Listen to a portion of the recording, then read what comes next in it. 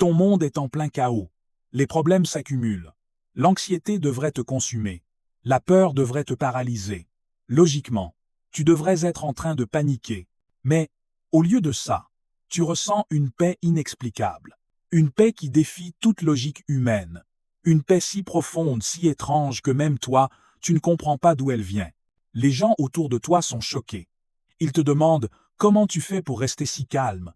Ils ne comprennent pas. Et parfois, toi non plus. Mais laisse-moi te dire quelque chose de puissant aujourd'hui. Cette paix n'est pas étrange.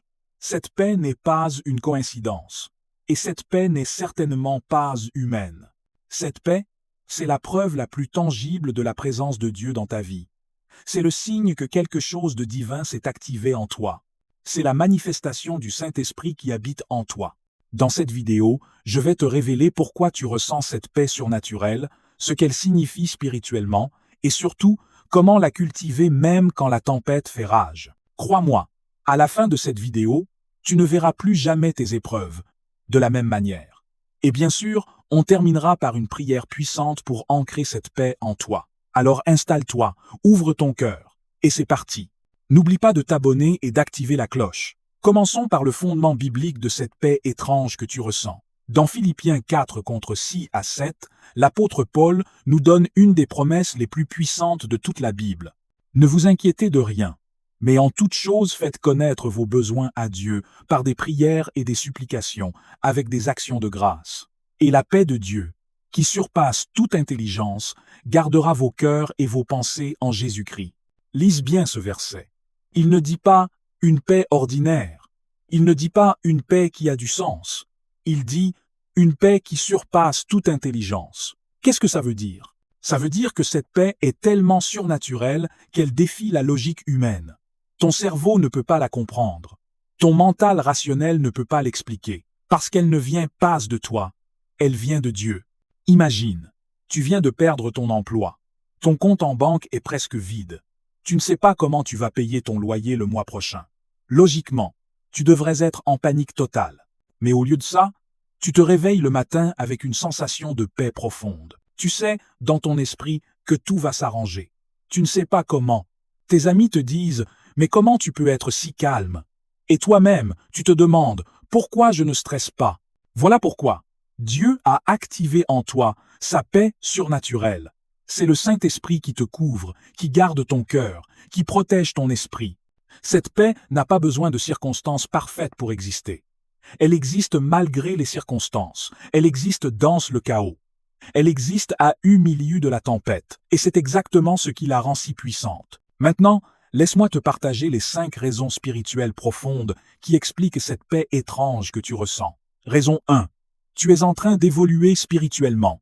La première raison, c'est que ta paix, au milieu du chaos, est le signe que tu es en train de monter à un niveau spirituel supérieur. Tu vois, il y a des niveaux dans la foi. Niveau 1, la foi débutante. Quand tout va bien, tu es content. Quand ça va mal, tu paniques. Niveau 2, la foi en croissance. Tu commences à faire confiance à Dieu, mais tu as encore des doutes. Niveau 3, la foi mature. Tu sais que Dieu contrôle tout, même quand tu ne vois pas encore la solution. Cette paix que tu ressens, c'est le marqueur du niveau 3. C'est la preuve que ton esprit a dépassé le mental, que ta foi a dépassé tes émotions. Dans Jacques 1, 2 à 4, il est écrit « Mes frères, regardez comme un sujet de joie complète les diverses épreuves auxquelles vous pouvez être exposés, sachant que l'épreuve de votre foi produit la patience. Mais il faut que la patience accomplisse parfaitement son œuvre, afin que vous soyez parfaits et accomplis sans faillir en rien. » Dieu utilise les tempêtes de ta vie pour te faire grandir.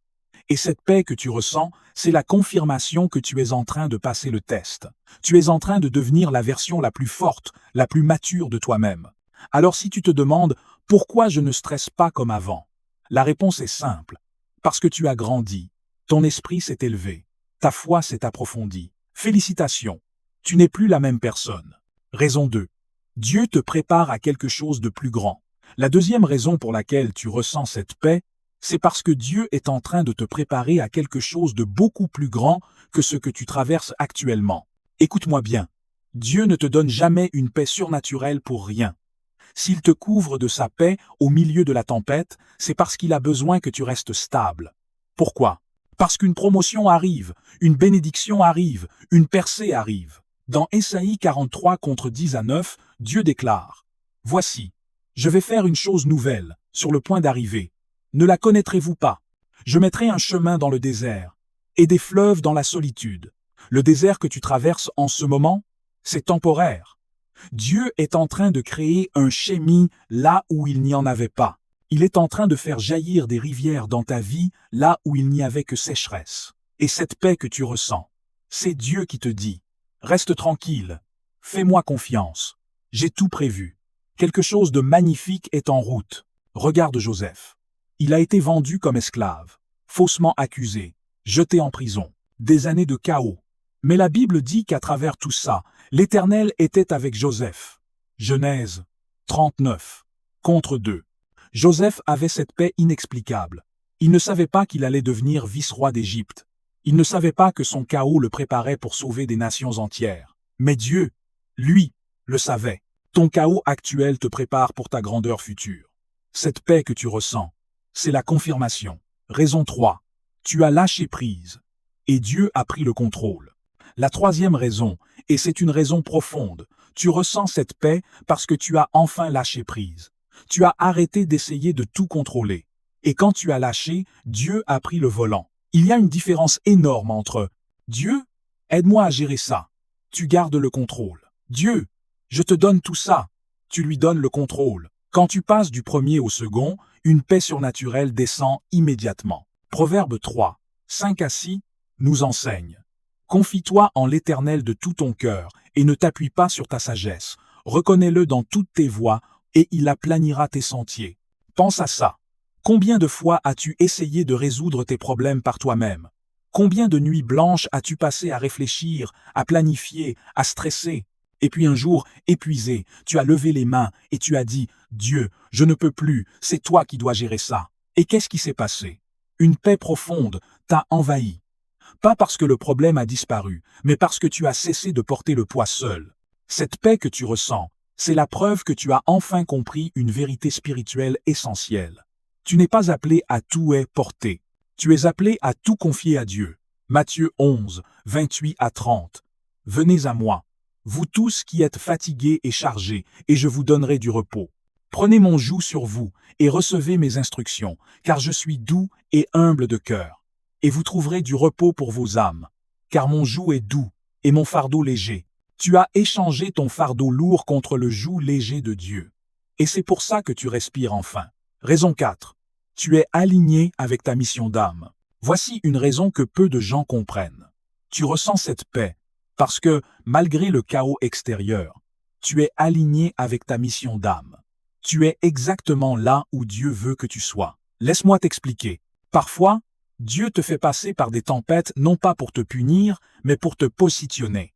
Le chaos n'est pas toujours un signe que tu es sur le mauvais chemin. Parfois, c'est exactement le contraire. Regarde Actes 16, 25. Paul et Silas sont en prison. Ils ont été battus, enchaînés, enfermés dans le cachot le plus sombre. Chaos total, n'est-ce pas? Mais la Bible dit: vers le milieu de la nuit, Paul et Silas priaient et chantaient les louanges de Dieu, et les prisonniers les entendaient. Comment est-ce possible? Comment peux-tu chanter dans une prison? Parce qu'ils savaient qu'ils étaient exactement là où Dieu voulait qu'ils soient. Ils étaient alignés avec leur mission, et cet alignement leur donnait une paix surnaturelle. Si tu ressens une paix profonde au milieu de ton chaos, demande-toi: et si Dieu m'a mis ici pour une raison précise? Et si cette épreuve faisait partie de mon appel? Cette paix que tu ressens, c'est être ton esprit qui reconnaît que tu es sur le bon chemin, même si ce chemin passe par la vallée de l'ombre de la mort. Psaume 23 contre 4. Quand je marche dans la vallée de l'ombre de la mort, je ne crains aucun mal, car tu es avec moi. La paix au milieu du chaos, c'est souvent le signe que tu marches dans ta destinée divine. Raison 5. Dieu te forme pour être un phare pour d'autres. Et enfin, la cinquième raison. Dieu te donne cette paix surnaturelle parce qu'il est en train de te transformer en paix à char pour les autres. Écoute-moi bien. Ta paix au milieu du chaos n'est pas seulement pour toi. C'est aussi pour ceux qui te regardent.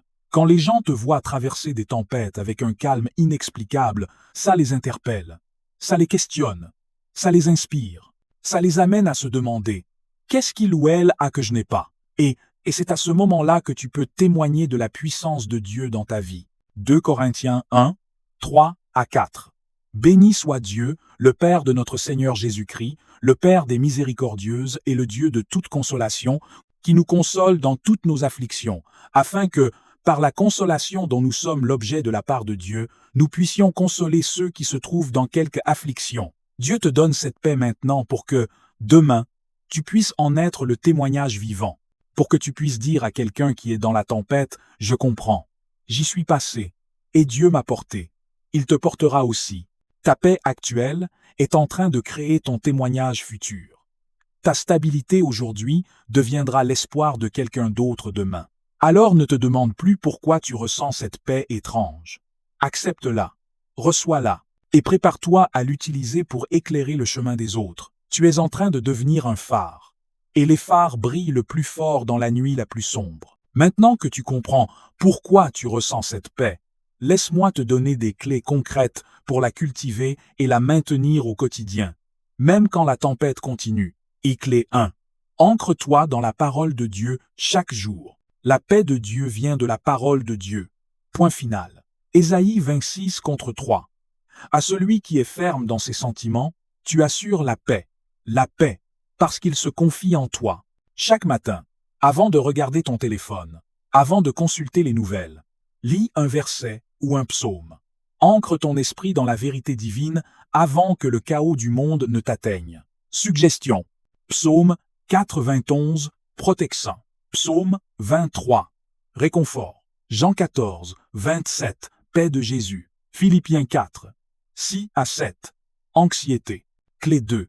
Pratique la gratitude au milieu du chaos. C'est contre-intuitif, mais c'est puissant. Remercie Dieu, danse la tempête, pas seulement après. 1 Thessaloniciens 5, 10 à 8. Rendez grâce en toutes choses, car c'est à votre égard la volonté de Dieu en Jésus-Christ. Chaque soir, note 3 choses pour lesquelles tu es reconnaissant, même si ta journée a été difficile. Ça peut être aussi simple que « Merci pour l'air que je respire »,« Merci pour ce repas »,« Merci pour cette personne qui m'a souri ». La gratitude active la paix. C'est scientifiquement prouvé et spirituellement confirmé. Clé 3. Médite et prie régulièrement. La méditation biblique n'est pas optionnelle. C'est essentiel pour maintenir ta paix. Psaume 1, 2 à 3. Mais qui trouve son plaisir dans la loi de l'Éternel, et qui la médite jour et nuit. Il est comme un arbre planté près d'un courant d'eau, qui donne son fruit en sa saison, et dont le feuillage ne se flétrit point. Tout ce qu'il fait lui réussit. 5 minutes le matin, 5 minutes le soir. Assieds-toi en silence, respire profondément, et parle à Dieu. Pas de grandes prières compliquées, juste toi et lui. Dis-lui tes peurs. Donne-lui tes fardeaux. Écoute sa voix intérieure. Clé 4. Entoure-toi de personnes qui portent la paix. Ton environnement influence ton niveau de paix.